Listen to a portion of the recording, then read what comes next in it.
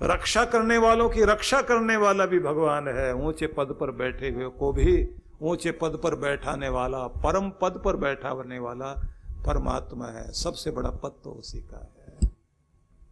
और दुनिया को कुछ बांट रहे हो, कोई भी कुछ भी, उनकी झोली में भी झोलियां भरने वाला कोई तो है, उसी का नाम तो भगवान है। उससे बढ़कर क्या है दुनिया में।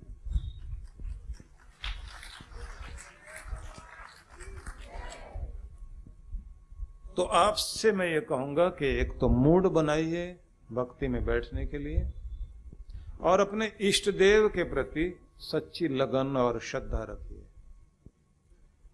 ये मैं निवेदन करूंगा सभी से कि भगवान का कोई भी नाम कम नहीं है, और ऐसा भी नहीं कि भगवान शिव जी कम हैं और कृष्ण जी ज्यादा हैं, या कृष्ण भगवान कम है शिव जी ज्यादा हैं। ये नाम अलग अलग है।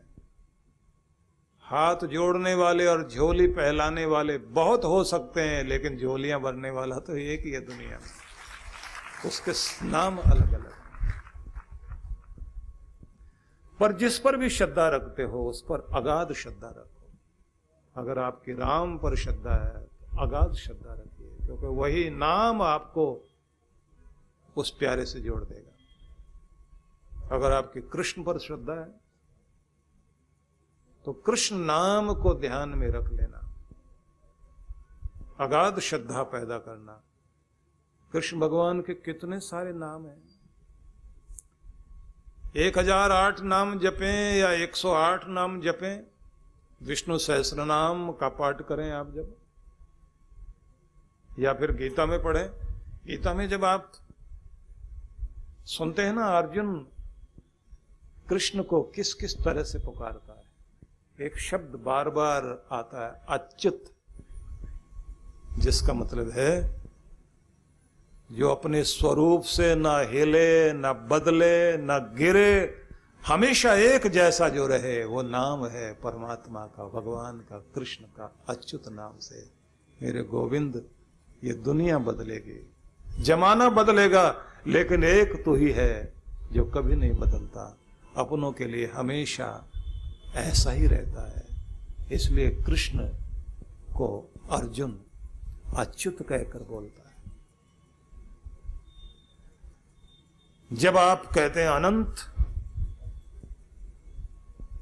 तो क्या ध्यान में आता है? दुनिया अंत वाली है। दुनिया की हर वस्तु का अंत होगा, लेकिन जिसका न आदि है न अंत है, वही तो है अनंत भगवान। तो जब आप कोई भी नाम बोलते हैं वो श्रद्धा रखो। जब आप उसे कहते हैं हरिसूदन, तो एक अर्थ तो हुआ हरि मतलब शत्रु, और सूदन का मतलब हुआ मारने वाला, दुश्मनों का नाश करने वाला। तो दुश्मन केवल वही नहीं है जिनके साथ आपका बैर भाव है, दुश्मन वो भी हैं जो आपकी प्रगति में बाधक बनकर दुर्गुण आपके अंदर बैठे हुए हैं, उनका जो अंत कर दे, वही तो है हरिसूदन। मैं बढ़ना चाहता हूं, मेरा आलस्य मुझे रोक लेता है, मेरी लापरवाही मुझे रोक लेती है, मेरी दीर्घ सूत्रिता। दीर्घ सूत्री होना, किसी चीज को लंबा खींचते रहना, कल कर लेंगे, परसों कर लेंगे, ऐसी भी क्या जल्दी है, कहीं भागे नहीं जा रहे हैं, हो जाएगा, ठीक हो जाएगा, देख लेंगे, कर लेंगे। ये जो ऐसे बोलने वाले लोग होते हैं, उनकी जिंदगी में कल कर लेंगे और वो कल कभी भी नहीं आ पाता। तो कोई भी ऐसा दुर्गुण हो सकता है जो आपकी जिंदगी में बाधक बनकर बैठा हुआ है, और आप हिम्मत करते हैं उसे दूर करने की, और दूर नहीं हो पा रही वो कमी, तो आप भगवान को याद कीजिए। भगवान तो मधुसूदन है, तो हरिसूदन है। तो मैं प्रार्थना करता हूं मेरे जीवन के अंदर जो भी ऐसे शत्रु हैं जो मुझे उठने नहीं देते, आगे बढ़ने नहीं देते, वो आपकी कृपा से ही हटेंगे। आपकी दया होगी तभी मेरा कल्याण होगा। तो आप प्रार्थना कीजिए।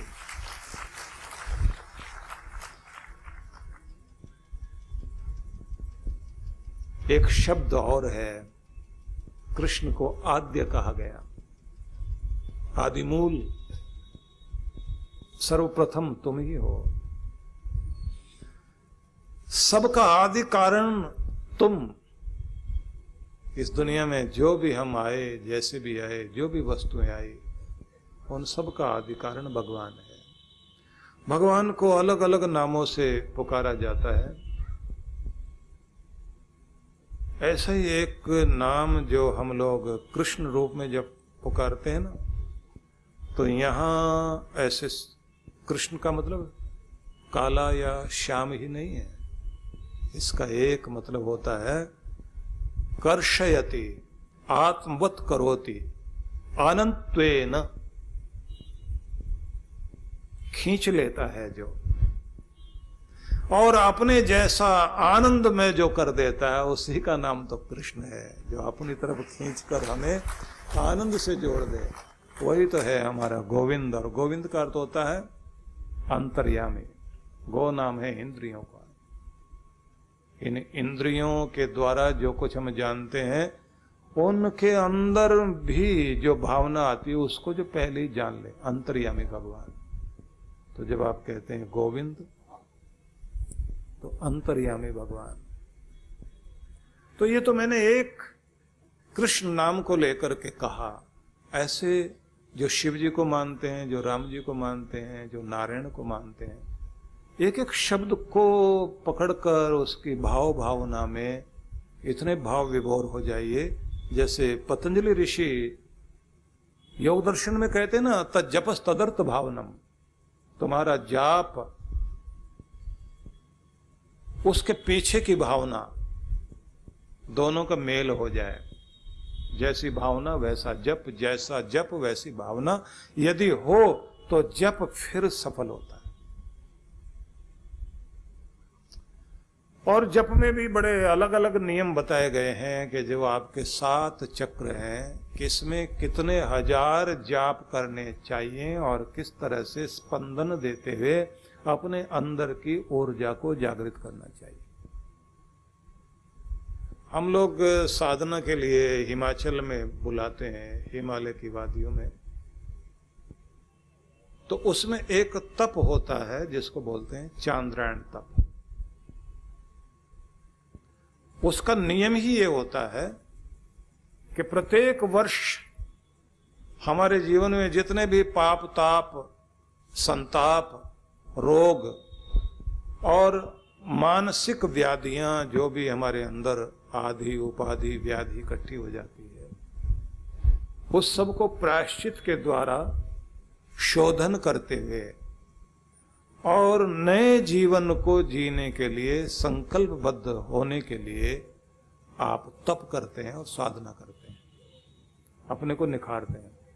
क्योंकि भगवान श्री कृष्ण ने एक स्थान में पुराणों में ये भी कहा कि यदि आप वो प्रायश्चित नहीं करते अपने जन्म दिवस से पहले, तो अगले यात्राएं अगले वर्ष की जो शुरू हो जाती हैं, तो पहले वाला पाप दुगना प्रभाव मस्तिष्क में लाने लगता है, क्योंकि आदतें अपनी जड़ें गहरी करने लगती हैं और धीरे धीरे हमारे अंतःकरण पर इतना दुष्प्रभाव आ जाता है कि जन्मों तक हम उससे छूट नहीं पाते।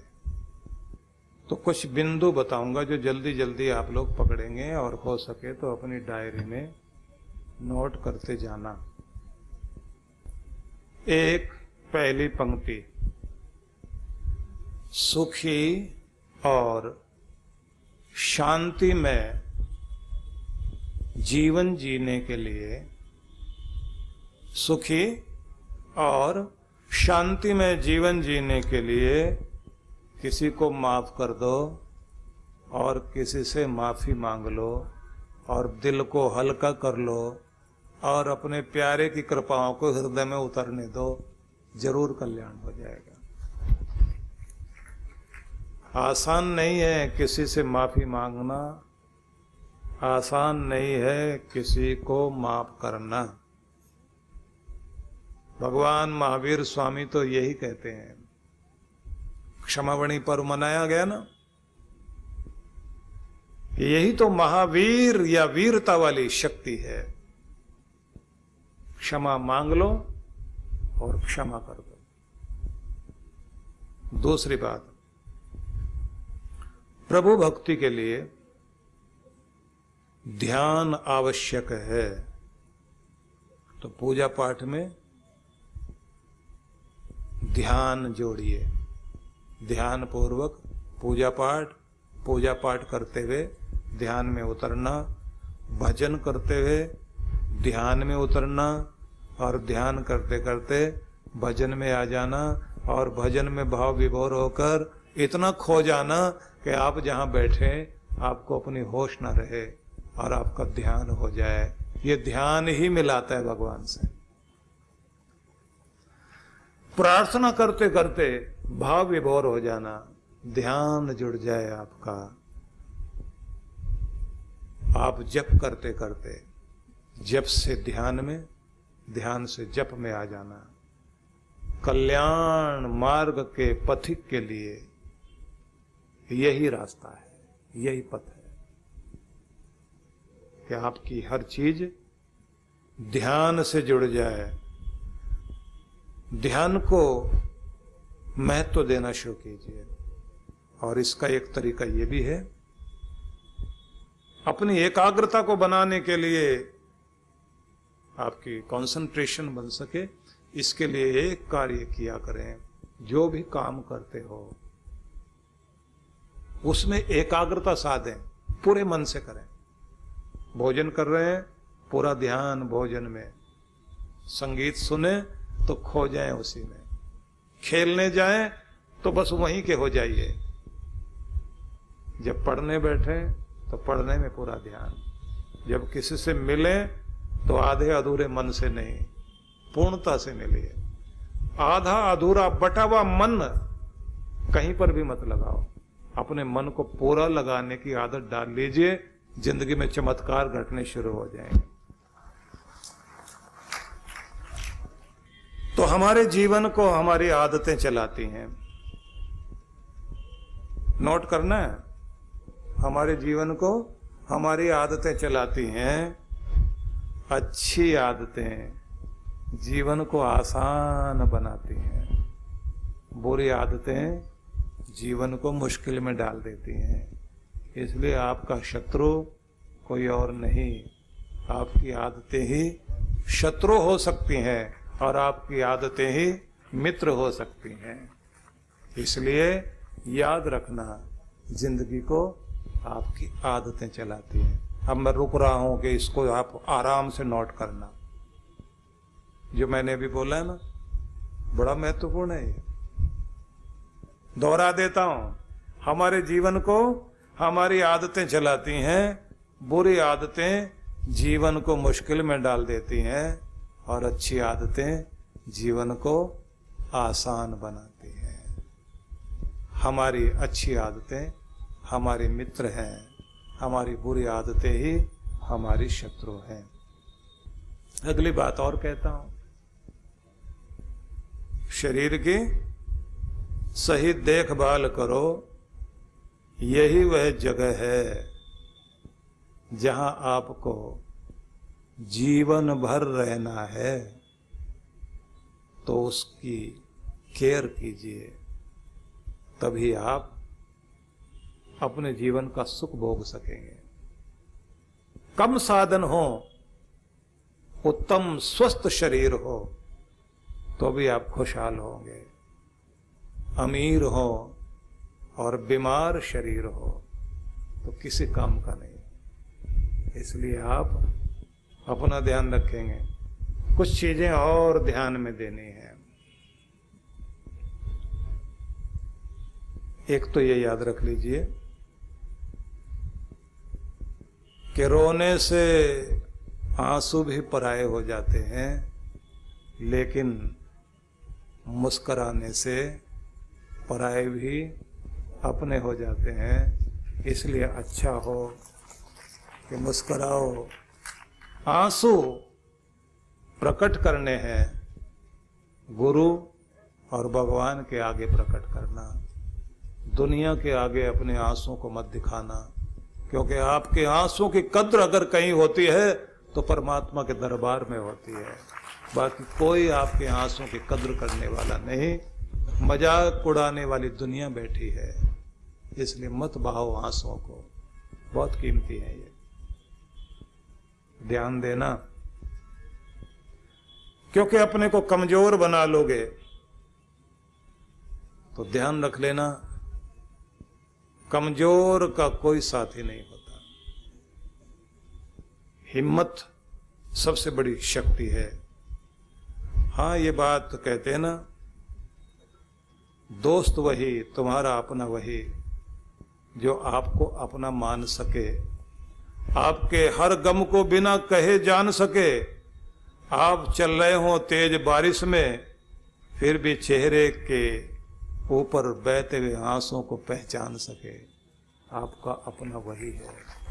ऐसे कम लोग होते हैं जो आपकी पीड़ा को समझते हो, लेकिन मैं निवेदन ये करूंगा आप सभी से कि दुनिया की तरफ ज्यादा ध्यान न देकर आप उसे अपना बनाओ जो हर पल आपके साथ रहता है, आपका भगवान। तो समय निकाला करो उसके लिए, क्योंकि हम वासी उस देश के, वहां रहने वाले लोग हैं हम, जहां 12 माह विलास प्रेम झरे विगसे कमल तेज पुंज प्रकाश, वहां के रहने वाले हैं हम, जहां हर पल आनंद झरता है, जहां प्रकाश फैला हुआ है, कृपा के फूल झर रहे हैं, उस जगह जाकर बैठिए। किशोर कुमार थे ना, बहुत बड़े गायक, उन्होंने एक गीत लिखा, खुद ही धुन बांधी, खुद ही गाया। क्या बोला था उन्होंने? आ लेके चलो तुम्हें ऐसे नीले गगन के तले, जहां गम भी ना हो, आंसू भी ना हो, बस प्रेम ही प्रेम फले। तो ऐसी दुनिया में कोई जगह नहीं है भाई, और अगर जगह है तो केवल भगवान का धाम है, वहीं पर ये स्थिति है। तो वहां बैठना सीख जाइए, रोज मिला करो भगवान से। कोई आपको समझे ना समझे, लेकिन आपका भगवान तो आपको जरूर समझता है। कोई आपको, आपके दर्द को दूर करने की कोशिश करे ना करे, लेकिन जिसके दर पर जाकर सबके आंसुओं का हिसाब होता है और जो सबकी पीड़ाओं को मिटाता है, ऐसा संकट मोचक अगर कोई है तो केवल भगवान है। इसलिए आप सबसे ये कहूँगा, नाम जपिए, सहारा आपका कोई और बने ना बने, भगवान ही आपका अपना सहारा है। अंतर्राष्ट्रीय योग दिवस समारोह दिनांक 21 जून 2024। कार्यक्रम की रूपरेखा। योग कार्यक्रम प्रातः 8 से 9 बजे। आशीर्वचन परम पूज्य सुधांशु जी महाराज एवं डॉक्टर अर्चिका दीदी जी, प्रातः 9 से 10:30 बजे। स्थान आनंद धाम आश्रम। आयोजक विश्व जागृति मिशन इंटरनेशनल योग स्कूल। संपर्क सूत्र, आप सभी सादर आमंत्रित हैं। परम पूज्य सद्गुरुदेव श्री सुधांशु जी महाराज के पावन सानिध्य में अमृत ज्ञान वर्षा 20 से 23 जून 2024। कार्यक्रम की रूपरेखा। शुभारंभ 20 जून 2024। समय दोपहर 12 से 2 बजे। स्थान श्री धाम आश्रम, आदि विश्वनाथपुरा, राजन कुंटे, बैंगलोर। 21 जून। समय सायं 5 से 7 बजे। 22 जून पूर्णिमा दर्शन एवं सत्संग। समय प्रातः 11 से 1 बजे, सायं 5 से 7 बजे। 23 जून। समय प्रातः 10 से 12 बजे। विशेष कार्यक्रम मंत्र दीक्षा समारोह। समय दोपहर 12:30 से 1 बजे। स्थान Poornima convention centre, 31st cross, 4th block, Jayanagar, Bangalore. आयोजक विश्व जागृति मिशन बेंगलोर। संपर्क सूत्र परम पूज्य सद्गुरुदेव श्री सुधांशु जी महाराज के पावन सानिध्य में गुरु पूर्णिमा महोत्सव 29 और 30 जून। कार्यक्रम की रूपरेखा 29 जून आशीर्वचन सायं 5 से 7 बजे। स्थान Pandit Deendayal Upadhyay auditorium, science college, GE road, Raipur, Chhattisgarh. 30 जून गुरु दर्शन, गुरु पादुका पूजन एवं आशीर्वचन प्रातः 8:30 से 11 बजे। विशेष कार्यक्रम गुरु दीक्षा प्रातः 11 बजे। स्थान ब्रह्मलोक आश्रम, ग्राम परसदा, कुम्हारी, दुर्ग। आयोजक छत्तीसगढ़। संपर्क सूत्र परम पूज्य सद्गुरुदेव श्री सुधांशु जी महाराज एवं डॉक्टर अर्चिका दीदी जी के पावन सानिध्य में 18 से 21 जुलाई 2024 गुरु पूर्णिमा महोत्सव। मान्यता है कि इस दिन गुरु के दर्शन मात्र से ही आपका भाग्य बदल जाता है और यदि गुरु की मेहर भरी नजर आप पर पड़ गई तो आपका कल्याण निश्चित है। आइए इस दिन गुरु की विशेष कृपा पाने के लिए जुड़े हमारे साथ। कार्यक्रम की रूपरेखा शुभारंभ 18 जुलाई सायं 5 बजे से सत्संग। 19 जुलाई प्रातः 8 से 10 बजे गुरु मंत्र सिद्धि साधना, सायं 5 बजे से सत्संग। 20 जुलाई प्रातः 8 से 10 बजे गुरु मंत्र सिद्धि साधना। 10 से 11 बजे तक गुरु मंत्र दीक्षा। 11 बजे से दिव्य शक्तिपात क्रिया, सायं 5 बजे से सत्संग। 21 जुलाई प्रातः 8 बजे से गुरु दर्शन एवं गुरु पूर्णिमा सत्संग। स्थान शक्ति टेंट, द गोल्डन डेकोर, नजदीक जापानी पार्क, सेक्टर 12, रोहिणी, दिल्ली 110085। आयोजक विश्व जागृति मिशन। ऑनलाइन ऑफलाइन गुरु मंत्र सिद्धि साधना के लिए संपर्क करें। आप सभी इस कार्यक्रम में सपरिवार सादर आमंत्रित हैं।